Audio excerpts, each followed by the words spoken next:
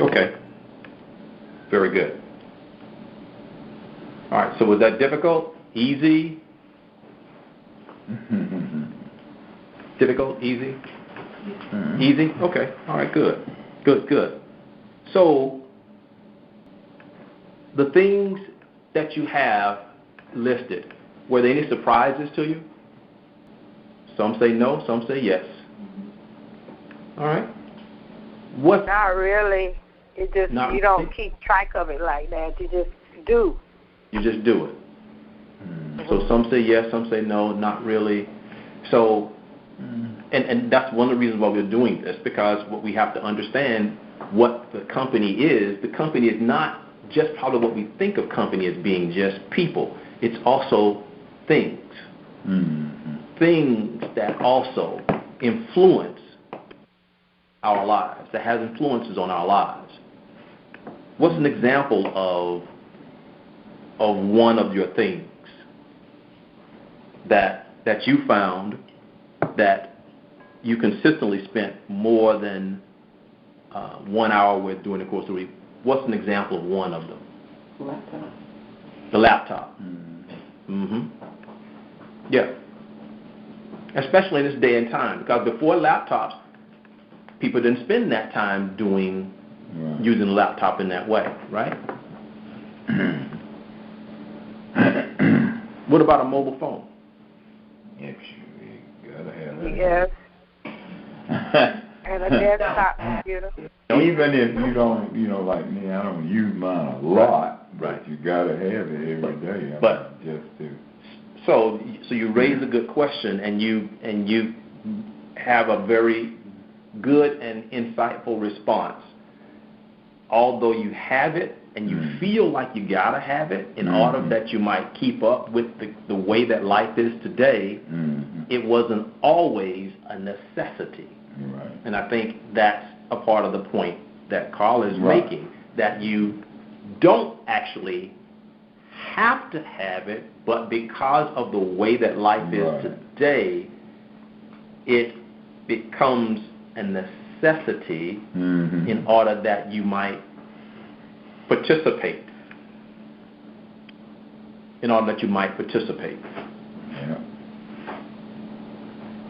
In this game of life.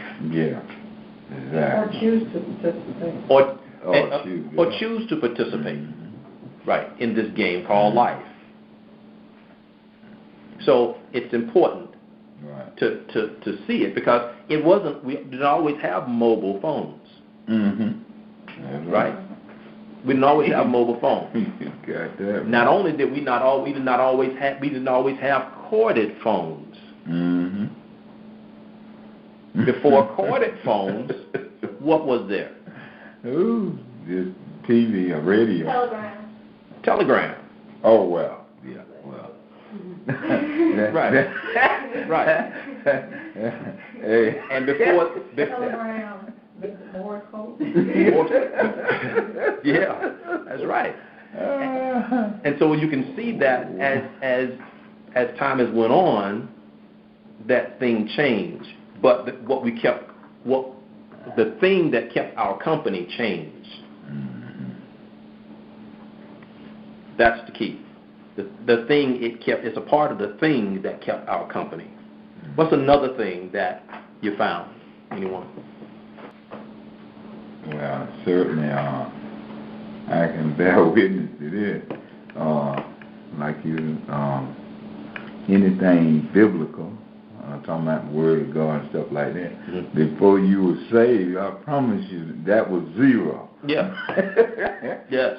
Now that you know Christ and you bear witness to the things of Christ, I can just say, just on my job a week, the minimum somewhere 10 plus hours, is spent focusing on that.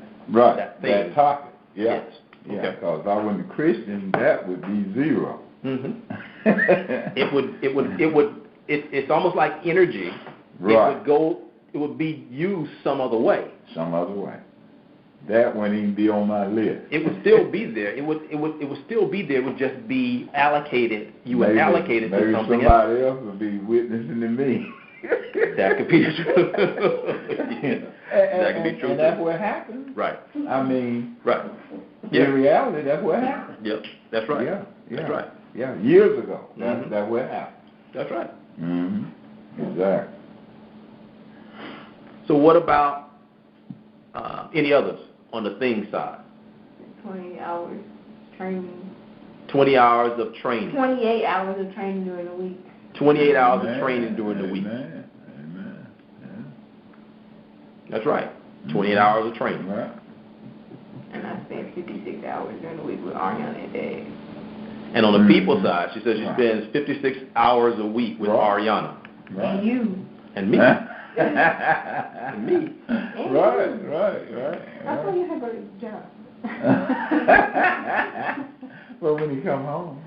He always has to go to training. Yeah.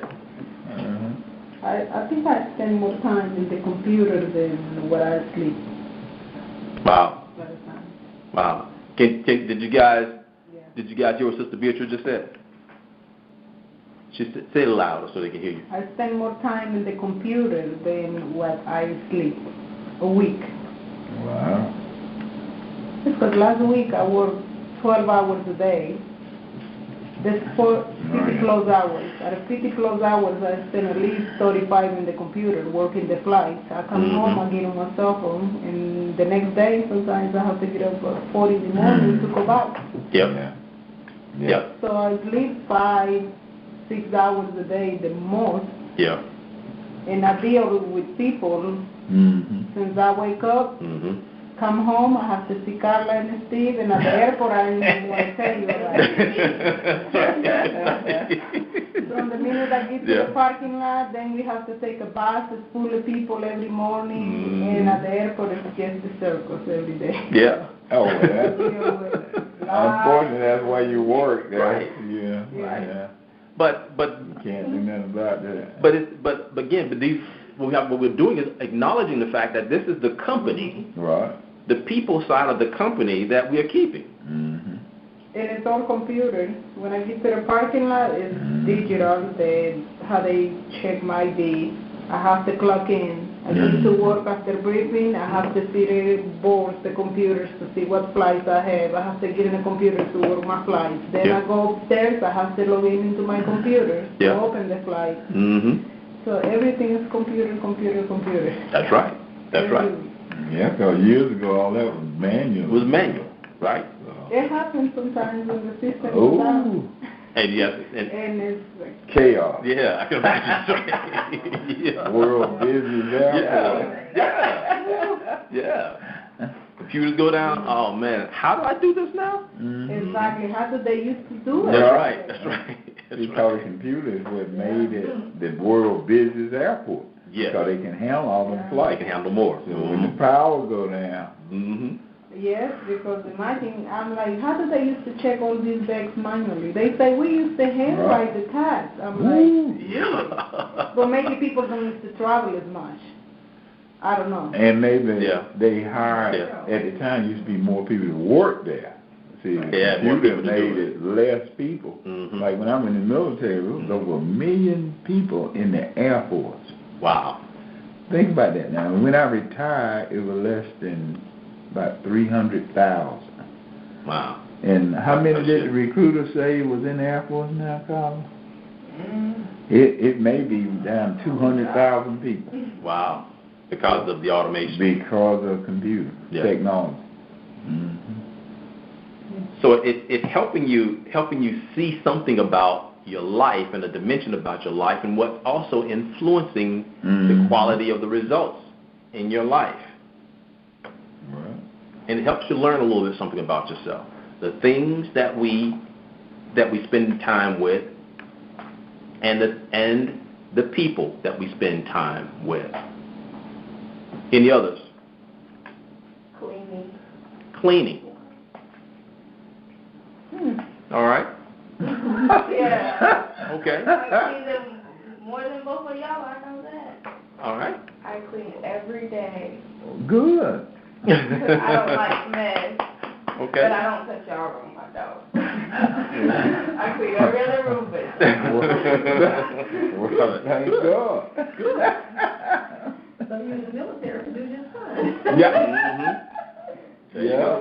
When you have to clean the latrines and wash clothes and that's good. You'll be right up to snuff. But that's very good.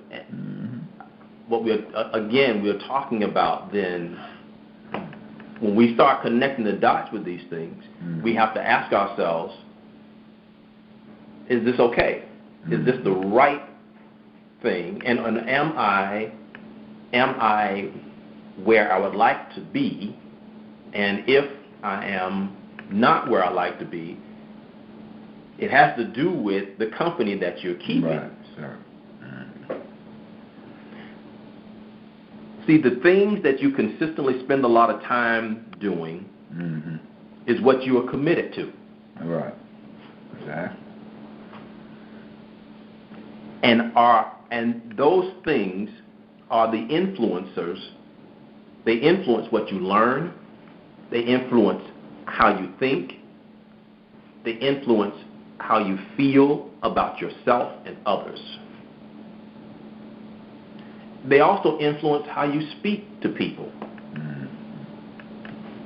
and how well you do things, how much effort you put into things. Right. The things that you consistently spend a lot of time doing. It influences those aspects of your life.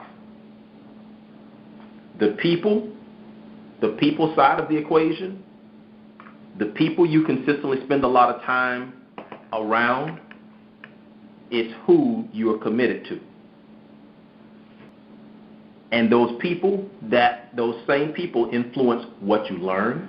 Right. They influence how you think, how you feel about yourself and others, how you speak, and how well you do things. And what we must understand is that the people is not just the people that we on the surface think about. We think about people that are family, right, in your household, that you think about those people. But in actuality, when you go onto the internet, when you're looking at TV, when you're listening to people routinely on the radio, when you are talking to people routinely, what you are doing basically is in the company of people, whether voluntarily or involuntarily. Right. And because you're in that company, if you are consistently in that company, you can and will be influenced by the words that are spoken by those people. Right. Whether it's your favorite TV show, it's your favorite because of the people or the experience. So you keep doing it, that's a sign that you either enjoy doing it or you feel obligated to do it. Right. But by doing it, what happens is that it eventually will influence the results that you obtain in your life. The company that you keep. What you listen to certain things in movies, and whether it's on TV or streaming, or whether it's YouTubing, or whether it is, and this is what's happening today.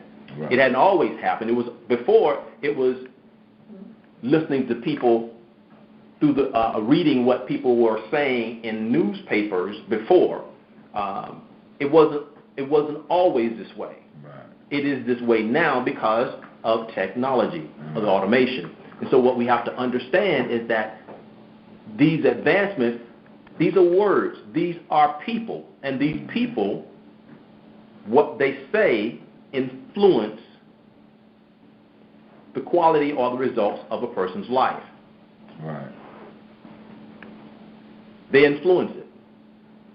And because they influence it, what they influence the way people speak. They influence what people do and what they don't do. Right. They influence belief systems. And putting them together, the things and the people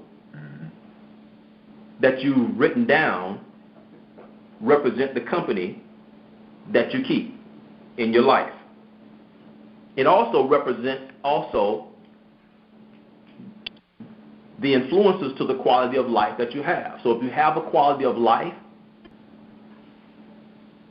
that's good, then that means the influencers that have been in your life have played a role in making sure that that quality of life was there. Right. They've helped you get to that point. Right. Also, the opposite is true.